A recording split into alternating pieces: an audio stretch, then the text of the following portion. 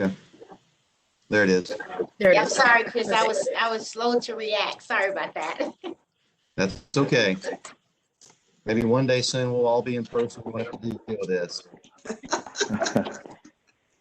So we have an agenda, and I will move that due to the COVID-19 pandemic, it's necessary to hold this meeting by electronic means, protect the health and safety of members of the committee, consultants, staff, and members of the public. Is there a second? Second. Those in favor say aye. Aye. Aye. All right, we'll move to the minutes from our last meeting of December 16th. Thank you, Caitlin, for sending those out in advance. If you've had a chance to review those minutes, I'll take a motion to approve. I move approval of the minutes of December the 16th. And I second that. Thank you, Paula. Thank you, Doris. All in favor say aye. Aye. Aye.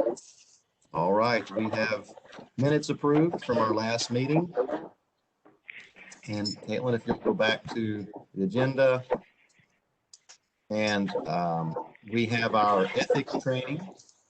So we've got Josh Thomas with us from Metro Legal and Margaret Darby with us from Metro Legal.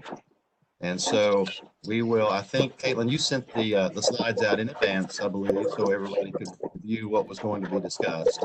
Yeah. So I'll turn it over to Josh and Margaret. Josh, did you want me to let you share your screen, or you want me to share it? Yeah, if you can give me presenter control, that would be Okay. great.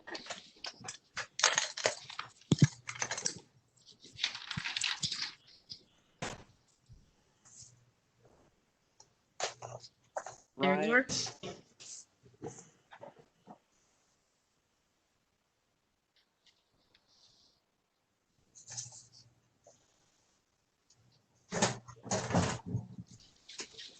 All right.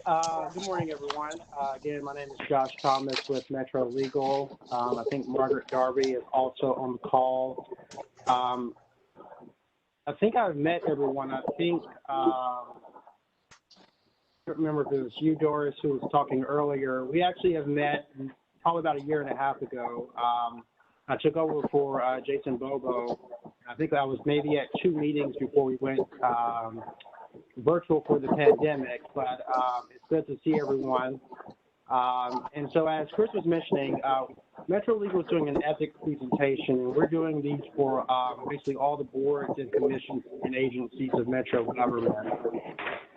And essentially, Mayor Cooper has convened a public integrity task force, which is really looking into sort of the ways that we can make sure that Metro's various departments, agencies, commissions are being accountable to the public.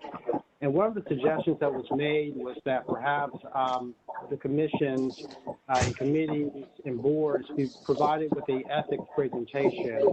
And so that's what we're going to do here today. Now, I'll give a sort of disclaimer here. This is sort of our stock presentation that we give to all the committees. There are a lot of things that are covered in here that may not apply specifically to this committee. So hopefully we'll be able to breeze through pretty quickly. But if you have any questions while I'm going through, feel free to speak up, or you can leave your questions for the end. And I'll try my best to answer, or if Margaret knows the answer, I'm sure she'll chime in as well. All right, so to start off here, let's talk about the goals of the training. There are several that we're hoping that you'll get out of this. The first is we hope that you understand that you cannot accept any benefits related to your position on the board.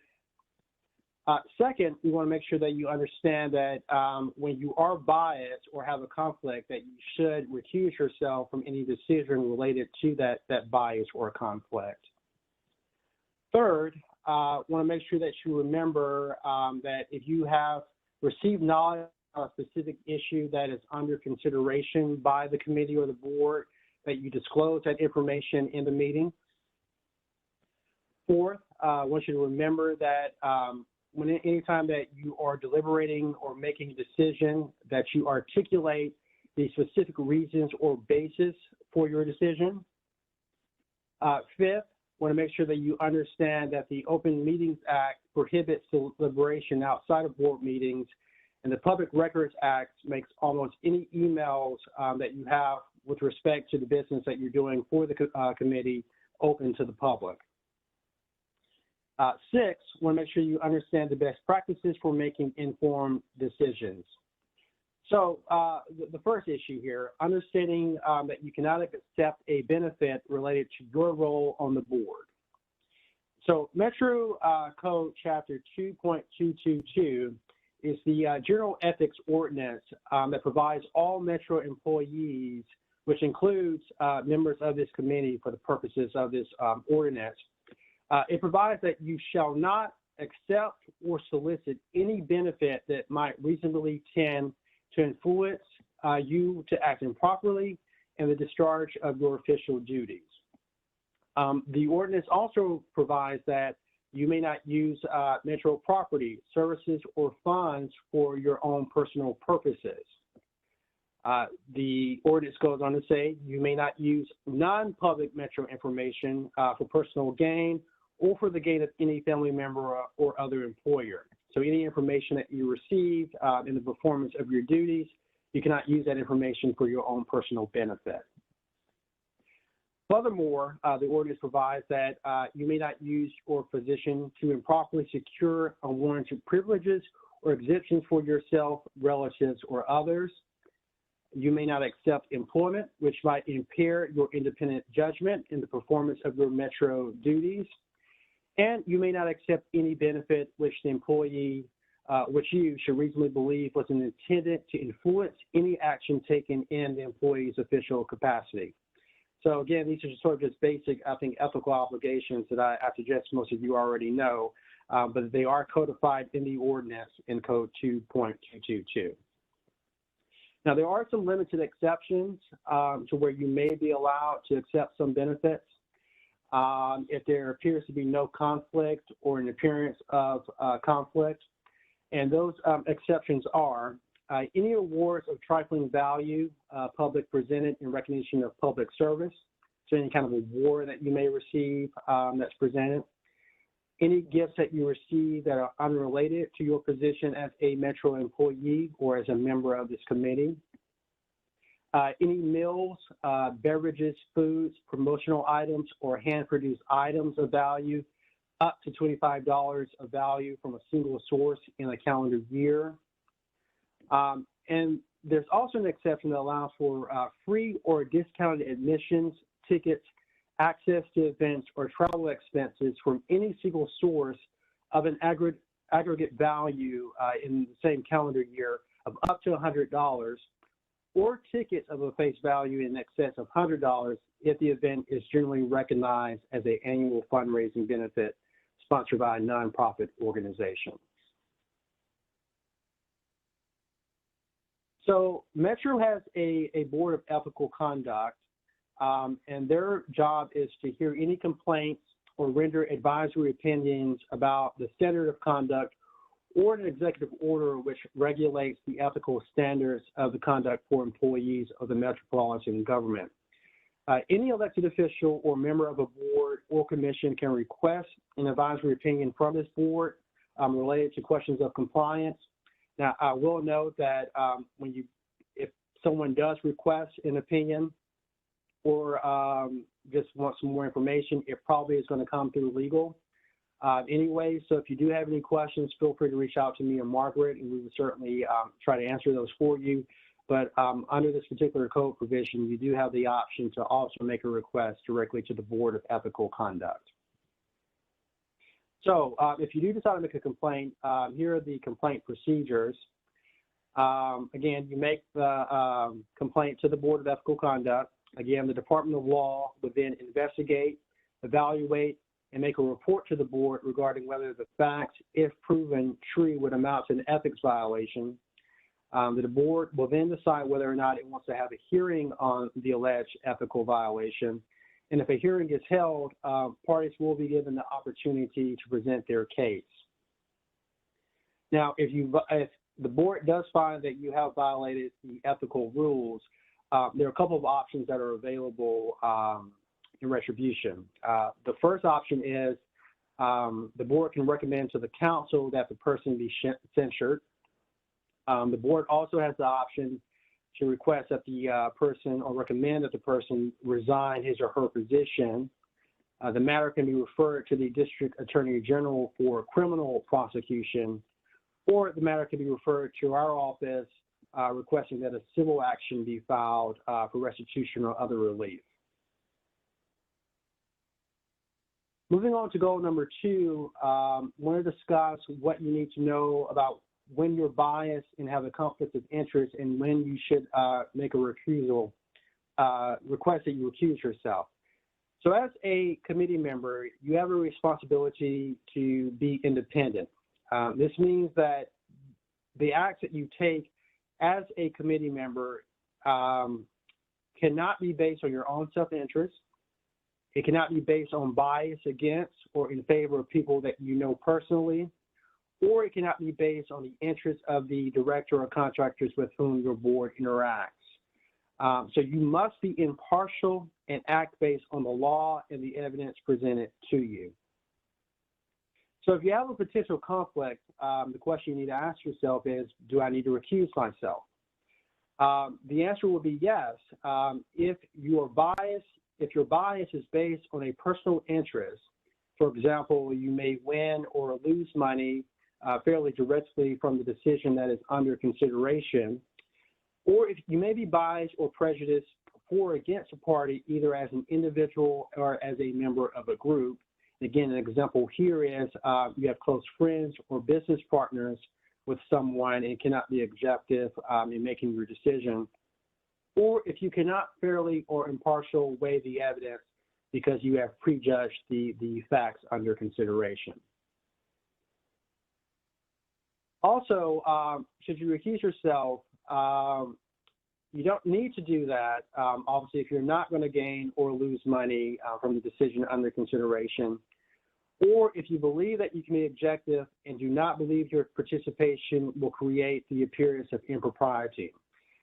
In that case, what you will need to do is just disclose your potential conflict, but then state on the record that you believe that you can act in an unbiased way and you are willing to participate.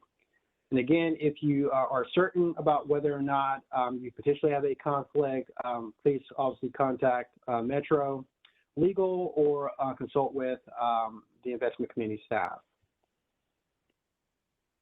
All right, third goal here is remembering to disclose knowledge that you have received about an agenda item from outside of the meeting. So if there's an issue that's on the agenda and you've done your own research or someone has contacted you specifically about the matter that's under consideration, you need to disclose that. So again, disclose knowledge that you've received from outside the meeting or make the decision to recuse yourself. That knowledge, again, can include attempts to try to lobby you from outside the meeting. So someone who may be directly involved in the decision under consideration may contact you. So you definitely need to note that in the actual meeting that you did receive that contact. And then also, any outside knowledge could also include any expertise or experience that you may have with this type of issue or area of town when making a decision. Moving on to goal number 4. I don't think this much applies to this committee, but obviously still need to go over it. Remember to articulate the specific reasons or basis for your decision. And I think this mostly comes in context when you have boards or committees that are actually hearing basically contested matters or ruling on something. But again, I think this could potentially have some impact on your committee. But again, when you are articulating the basis for your decision, the acceptable reasons that you need to consider is the relevant guidelines or laws that are under consideration. It needs to be based on the facts that are presented at the meeting, so the information that's presented to you by the relevant parties at the actual meeting, any past experience that you've had with similar issues, and any studies by experts or any specific observations made by the public. Unacceptable reasons to base your decision is sympathy for an applicant or for people who are opposed to the approval, or opposition that is not based on the relevant guidelines or laws. And this obviously is an example here from a Metro Board of Zoning meeting in a case that was involved in litigation. Goal number 5, understand the Open Meetings Act prohibits deliberation outside board meetings, and the Public Record Act makes almost all of your emails open to the public. So board members, committee members should absolutely avoid the use of email to discuss board issues or to invite comments from other members concerning any public business. So anything that's under consideration by the committee needs to actually, that discussion needs to occur during the actual committee meeting. Shouldn't happen outside. It's important that if there is any discussion over email, it doesn't matter whether or not you have a Metro email or it's your private email address, that information in that email may be subject to disclosure if it is ever challenged. And while it's important for deliberations about certain agenda items occurred during the actual meetings, is that because any violation of the Open Meetings Act could make the decision that you make void. So basically any decision that you make can be undone. And also there's a possibility that the judge who's considering the violation order court supervision of the board, which obviously is not preferable. So what is a meeting under the Open Meetings Act? A meeting is when 2 or more members of a governing body with the authority to make decisions for a recommendation to a public body meet and make a decision or deliberate toward a decision. Anytime there is going to be a meeting, adequate public notice must be given for all those meetings, which obviously Caitlin takes care of. But the statute requires that in that public notice, it must inform affected parties of their opportunity to be heard and gives them time to prepare for the anticipated meeting. And Tennessee courts have determined that adequate public notice is sufficient notice under the circumstances that would fairly inform the public of the meeting. So the Open Meetings Act doesn't actually define how much advance time you actually have to provide, but it is basically a reasonable determination to make sure that it does inform the affected parties of the meeting and what's going to be under consideration. What's not a meeting? So the following are not considered meetings as long as there is no decision being made or no deliberation toward a decision. An on-site inspection, which obviously for this committee probably would not apply. A chance meeting or informal assemblage. So obviously if some of the committee members were just out in the public and just met by happenstance, that obviously would not constitute a meeting as long as you're not discussing any committee business or any attorney-client meetings that would occur during executive sessions regarding anticipated or ongoing litigation. They were also exempt from the Open Meetings Act.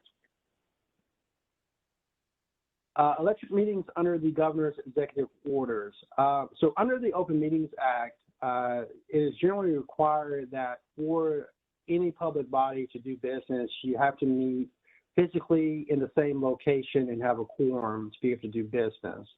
However, due to COVID-19, the Governor Lee has issued an executive order that allows these meetings to occur virtually.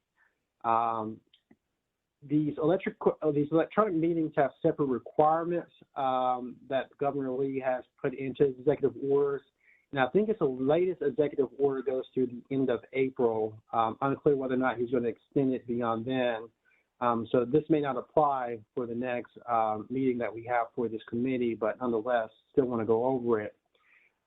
So some of those requirements that the governor has put in his order is that prior to conducting business, the board should determine that the proposed agenda constitutes essential business of the body and that the meeting electronically is necessary to protect the health, safety, and welfare of Tennesseans in light of the COVID-19 outbreak, which obviously this committee did at the top of the agenda. All votes are to be conducted by roll call. So basically that means that any time that a vote is taken, each person needs to be called on and they need to say whether or not they vote in the affirmative or negative. And then the governor's order also requires that the meetings shall remain open and accessible to the public by providing real-time live audio or video access to the public. The order goes on to require that for the virtual meetings, a recording must be made public within 2 days of the meeting. The public notice that we talked about earlier before the meeting happens, it must inform the public that the meeting is being held electronically and how to watch real time and participate if permitted. And again, the boards are urged to include that the agenda in the notice.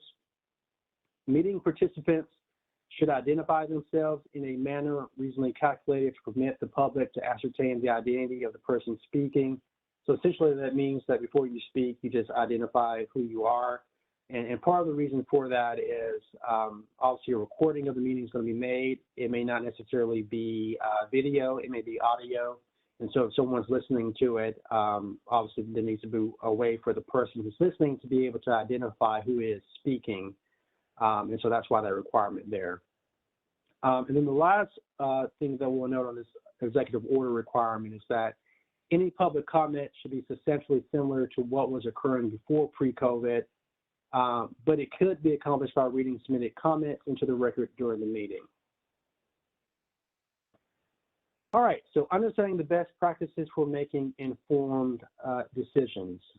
So best practices for staff, so for FATI and the staff at Treasury. Provide a detailed agenda for each meeting, ideally at least a week ahead of the meeting, so that the public may be informed of the issues to be deliberated or decided. Also give the opportunity for the board to review any relevant documents or contracts in preparation for the meeting. So there's a typo there.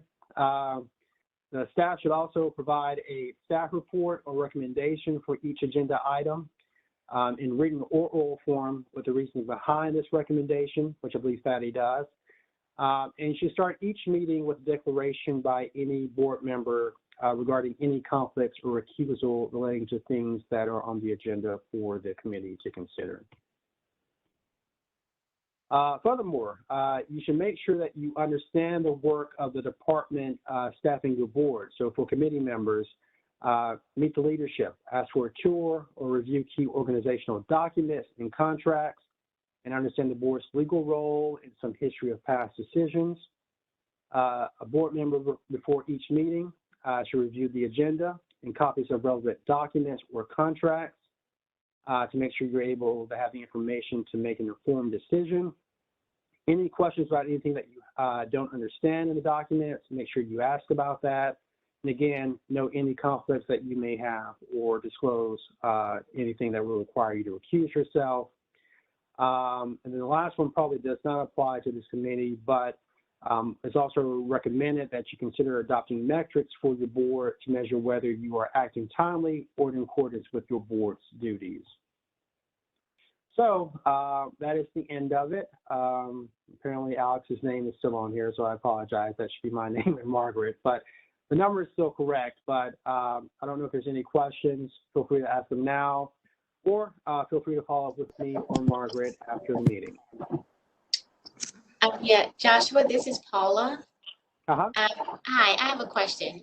So what about when it comes to, I saw like the best practices around meetings and what is a meeting, and what about social media? I know that, you know, we're living in a world now where, you know, people like to communicate on social media, and are there any best practices when it comes to communication on social media, when it comes to the work that we do, you know, do's and don'ts when it comes to social media?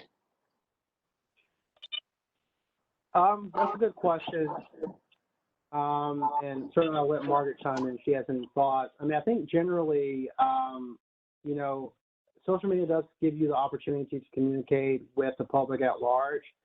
So I don't know if that's necessarily discouraged from happening.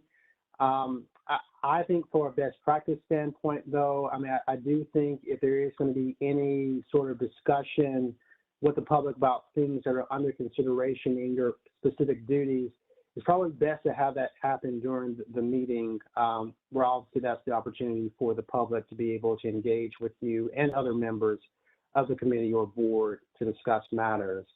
So I know it's a roundabout way of responding. I mean, it's not necessarily discouraged, but I think a best practice would be to, leave sort of substantive discussions about issues under consideration for the board meetings. Does that answer your question? Yes. And I just wanted to chime in for a quick second. This is Margaret, and I agree with Josh.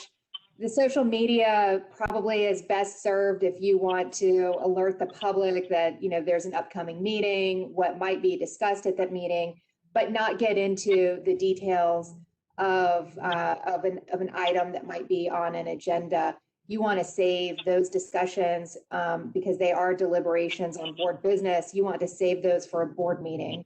If you do end up accidentally, I guess, having a discussion on social media with another board member, then that's the type of communication that you would need to bring up at a board meeting and disclose that to the board and to the public at the meeting. So it's probably best to avoid deliberations of board business outside of board meetings altogether.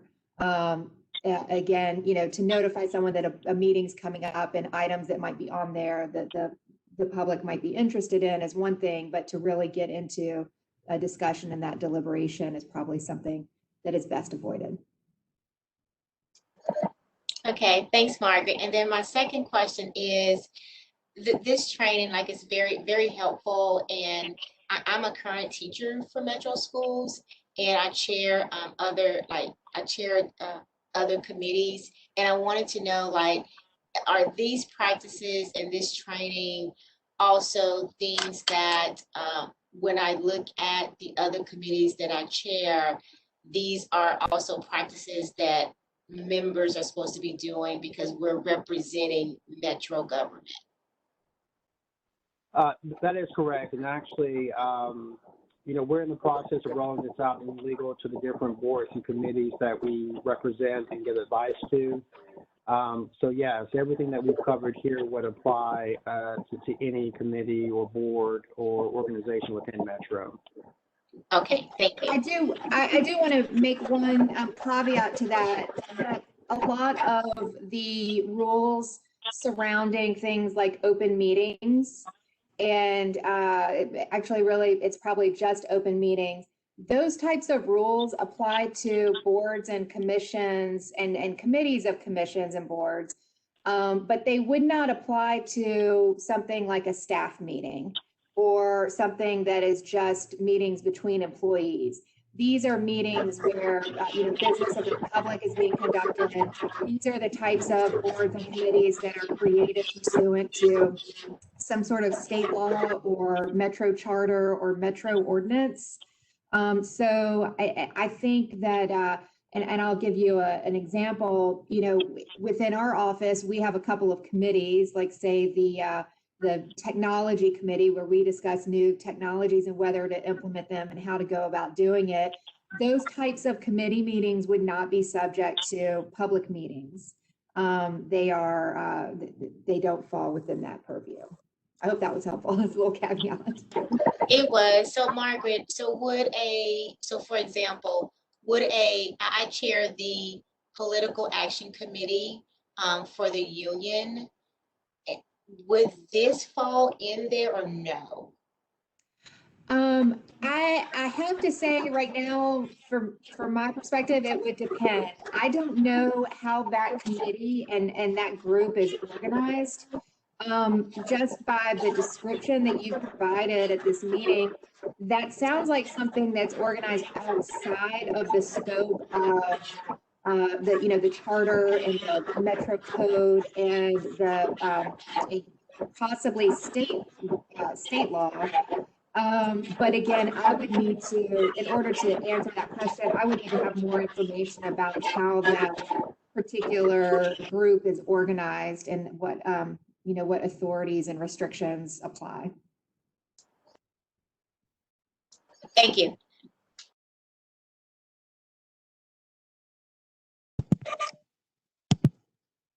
And I will say to Paula, sort of to Paula's point, she's also the chair of the Employee Insurance Trust.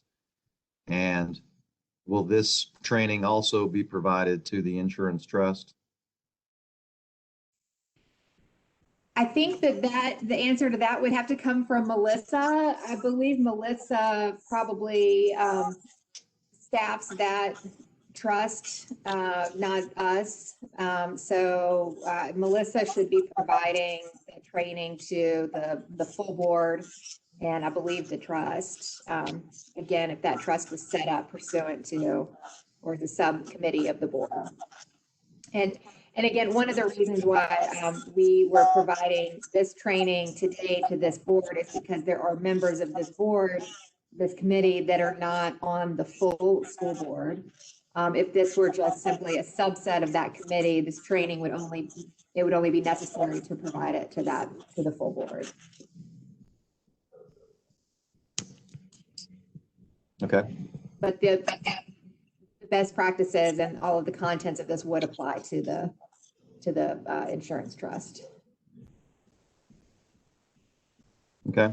I think there was some discussion about what is when it said boards and commissions, what's the definition of, since either the ARC or the insurance trust or a board or a commission. I think there was some confusion there. Yeah, it's really, it really does come down to how the board or commission or the group has been structured. And so, here you are looking at partially a subset of the school board, but this is an entity that does conduct, public business of the metropolitan government. It would be considered a public entity. So that's one of the reasons why we need to provide this training. Okay. Anybody else have any questions or anything for Margaret or Josh?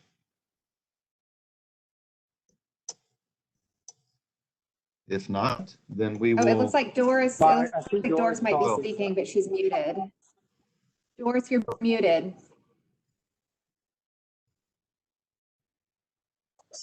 Thank you. I would like a copy of that because it's very detailed. It deserves to be read by me several more times. I think I understand the issues, but I certainly want to be comfortable with what we've learned. I think Caitlin emailed a copy of the presentation prior to the meeting. We can email it again. It might be helpful also, Josh, if you want to try to do this. I think you might be more skilled with PowerPoint than I am, but I think there's a way to take that presentation and put it into more of an outline form. So it's probably easier for printing and reading versus printing out full color slides. So maybe we can get that to you as well. To be perfectly honest about it, I'm not sure that we make decisions, but that we more receive information, and we want to be up to date about that. Yeah, We discuss it. The presentation was crafted in a way to be given just across the board to all of our boards and commissions. So I think Josh kind of gave that disclaimer in the beginning that often a lot of the slides in here are geared towards boards that hear kind of complaints coming to them versus a board like this that really does just receive information. I think in the past, this board probably made some more decisions than we have lately. And I know, we haven't had any of those exciting cases where we have to, try to recoup funding from overpaid pensions or anything of that nature. So we haven't had to have any big decision making lately. Thank you. Josh, if you'll make me the presenter again, I'll pull up our agenda. Thank you.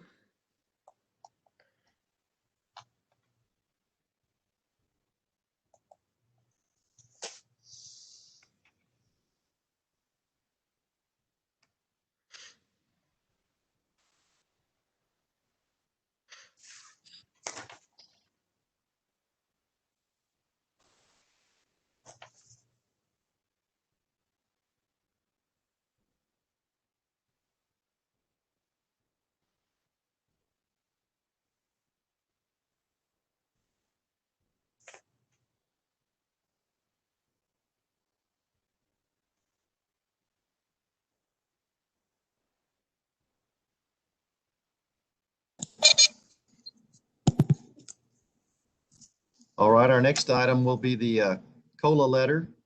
And Fadi, do you want to take that? I know it was included in the packet.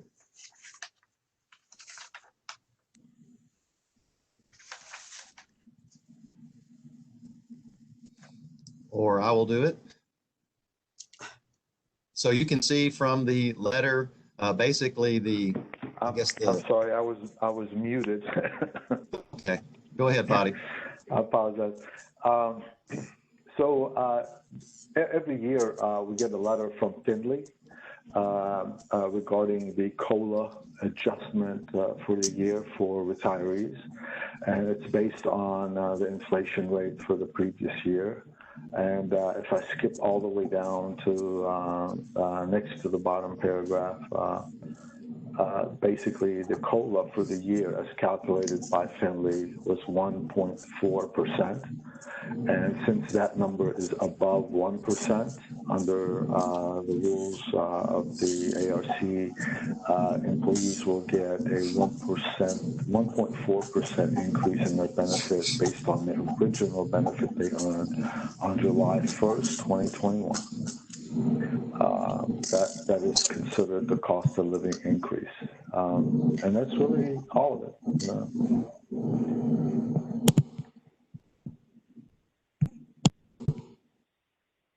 I believe in the past, Chris, you guys have adopted this, or I'm not sure.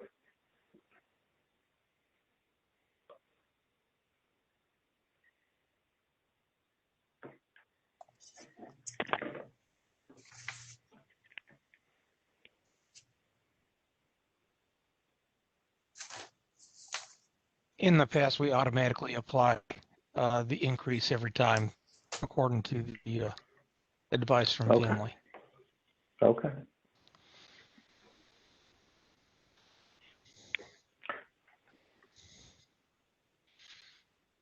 I suspect Chris had called off onto a call. Okay.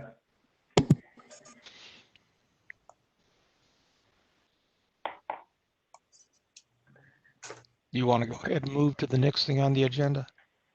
Sure. Caitlin, you mind making me a participant? And maybe, okay, I think Chris is back.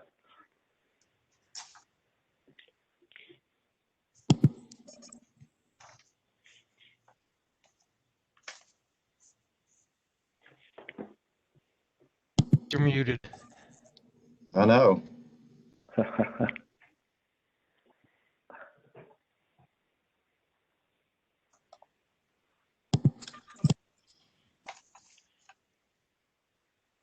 This is Don Trey with ITS. Is somebody needing the presentable other than Caitlin?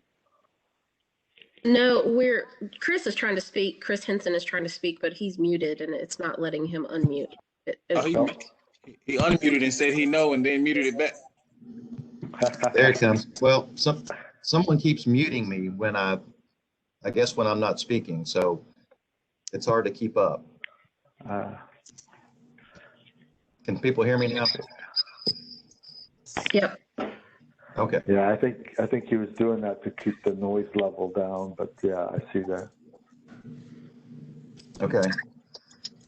So I think as everyone was saying, that we've included the COLA letter on the agenda in the past for the meeting immediately after the letter was sent out, just so we have it documented in the agenda and in the minutes. But since it falls within the parameters of the of the guidelines, then it's really just for information purposes. So as David Hines said, the 1.4% increase in the COLA will be applied. So next we will go to performance reports for quarter ending December 31st. Fadi.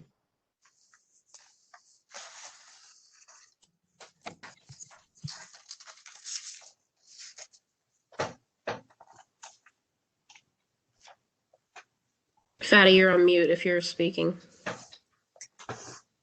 Thank you. I would have kept going. For the quarter ending December 31st, as Chris alluded, we were up 8.9%. The benchmark was up 11.1%. And for the year, ending December 31st, we were up 14.4%, and the benchmark was up 12.4%. So we outperformed significantly for the year, underperformed significantly for the 3 months. And this is a pattern that you have probably seen before. The public markets were very robust in December, and that we have less exposure to that. And but all in all, if you look at it on a trailing basis, we've done very well, with the plan being in the 28th percentile for the trailing year, and then for the other periods beyond that, it's in the top 6 percentile, top 13 percentile for 5, and so on. If we can scroll down a little bit to the next page. Okay, this slide is also something you're used to by now. Essentially, it highlights the volatility and the return, puts one against the other to arrive at whether or not we were compensated for the risk we were taking. So at the top here, the green dot is our return, and the further to the right you are, the more risk you have. And although we are all the way to the left, I would look at this subjectively. From a risk standpoint, that green dot should move to the right all the way to where that horizontal line is. And so even in that position, you can see that the performance is really higher than our peers on a 3-year basis, and the volatility is consistent. The volatility shows up here as relatively low because of the nature of the assets that we own, priced quarterly. Right below this, if you scroll down just a little bit, Caitlin, there's the Sharpe ratio, and that just indicates whether we're being compensated or not for every unit of risk we're taking. And a Sharpe ratio of 1 is very good. 1.63 is excellent, and that's where we are. And that's it for this page. If you slide down a little bit further. So this is our asset allocation. Yeah, it's hard to fit all of this, so let's look at the top first. Our domestic equity composite is 7% below the target. We back in April, I believe, last year, we increased our equity allocation. The investment committee in Metro did, and that was primarily not to invest more in domestic equities, but to offset the over allocation we have in private equity. What I mean by offset is to make it reflective in the benchmark, which is used to evaluate the risk we should be taking. So all in all, we're above target on 10.5% in private equity, and we're below target of 7.2% in domestic equity. Our commitments have gone down significantly in the last few years in private equity, and that should I want to say bring this in line, but there's an element of the return that we're getting in private equity is relatively high.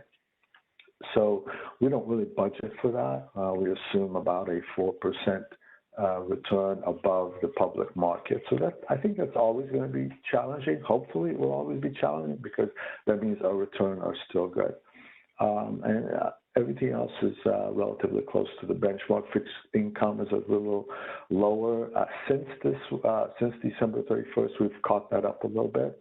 So you can see that on the bottom here, the new policy benchmark is highlighted on the right side of each of those tables at the bottom, and where we are currently is just left of that.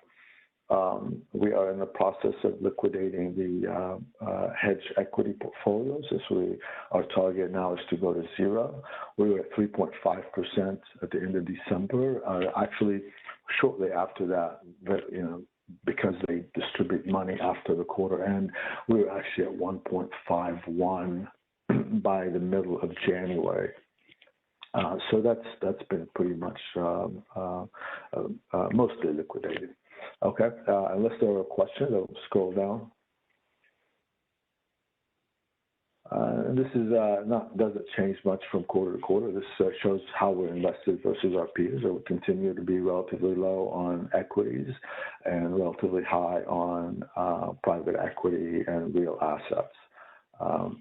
And if you scroll down a little further, it gives you, the next slide gives you just a picture view. Doesn't give you a picture view.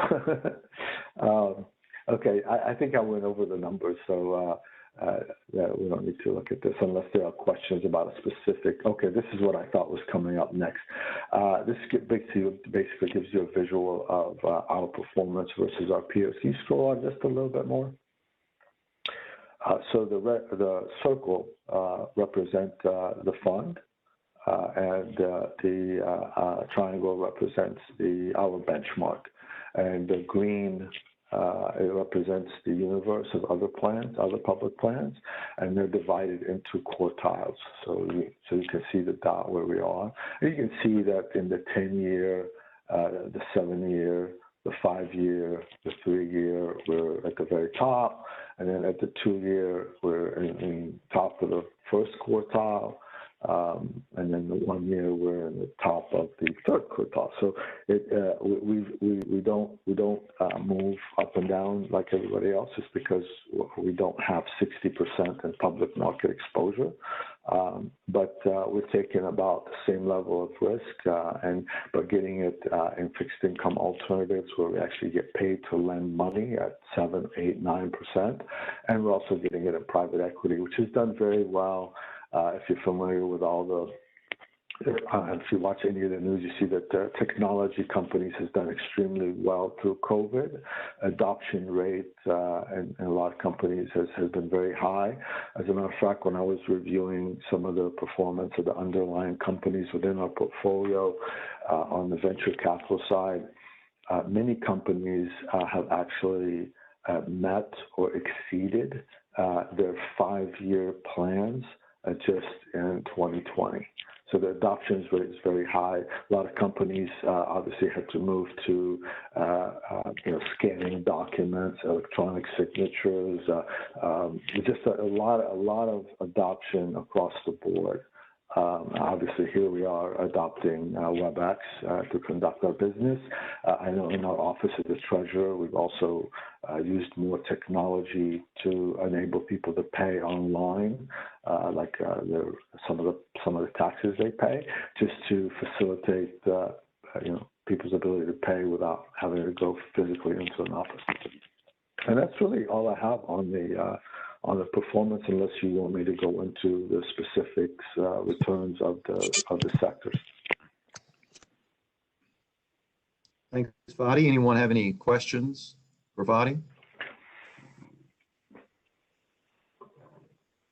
If not, then you want to just go to the cash flow? Yeah. So I hope everybody can see that well. I can see it well, so I'm assuming everybody can see it. But you guys are used to this by now. We every quarter we move the table on the right to the left, and we put a new table on the right. So starting with the table on the right is the one I'm going to cover. We started the quarter with $111 million in invested assets at BNY Mellon. The 8.9 gain I went over, net of fees, netted us $9 million in gains. So we ended up the quarter at $120 million invested at BNY Mellon. We have $13 million in cash at Metro. These are proceeds from the various sources of income, which we'll go over here in the next page. But so giving us net assets to finish 2020 of $133 million. And again, that's a new record for this plan. The previous 127 was a record. This is another record. Go to the next page.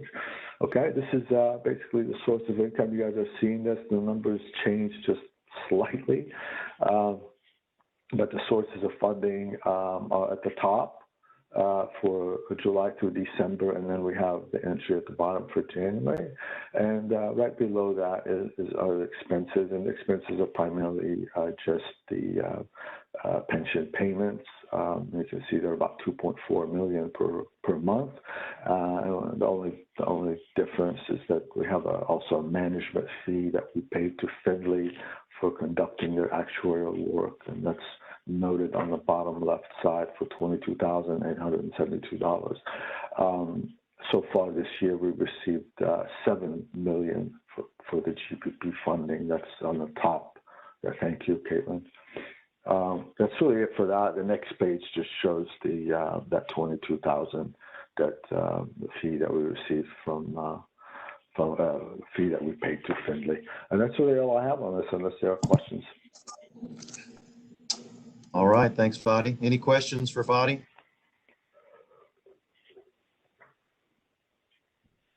Okay, if not, that concludes this quarterly meeting. You can see at the bottom the future meeting dates. I believe Caitlin has already sent out meeting invites to everyone for the remaining meeting dates in 2021. Anybody have any questions or anything else that you would like to add before we adjourn? Yes, Chris, I have a question. This is Paula. I wanted to know, because I'm fairly new to the committee, what are my responsibilities as far as am I supposed to, from this meeting, report anything back to Michelle and Amanda, or, I just want to make sure I'm doing everything I'm supposed to do. Thank you, and good question.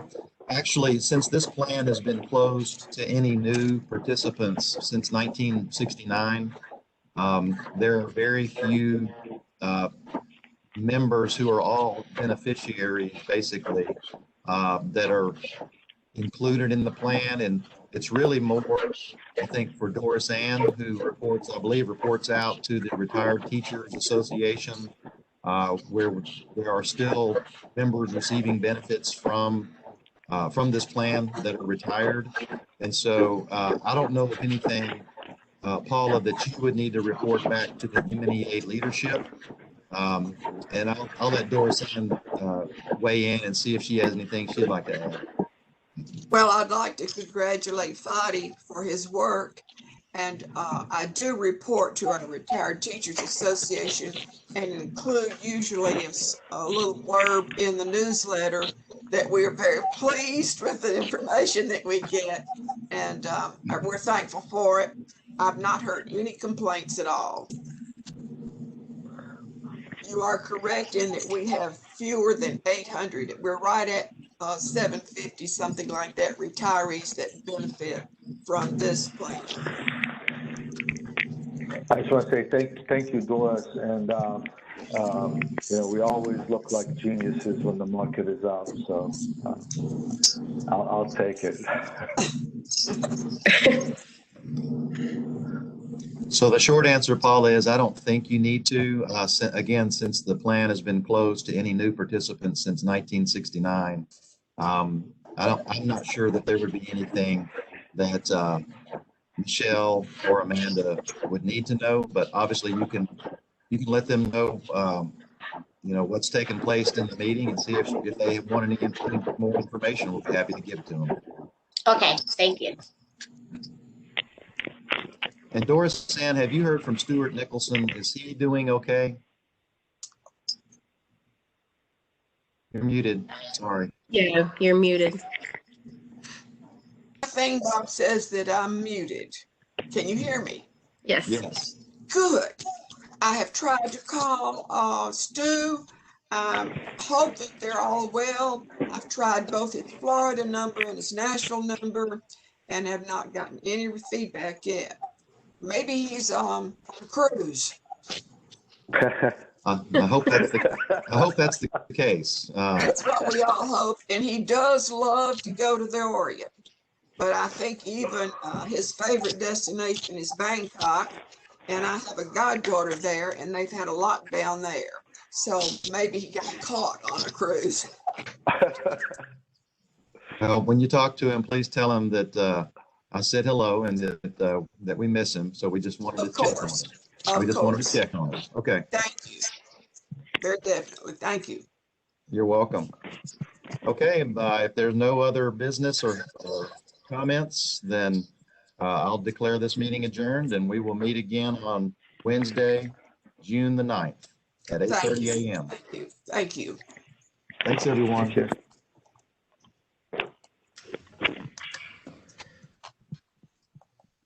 Thanks, Caitlin. Thanks, Chris.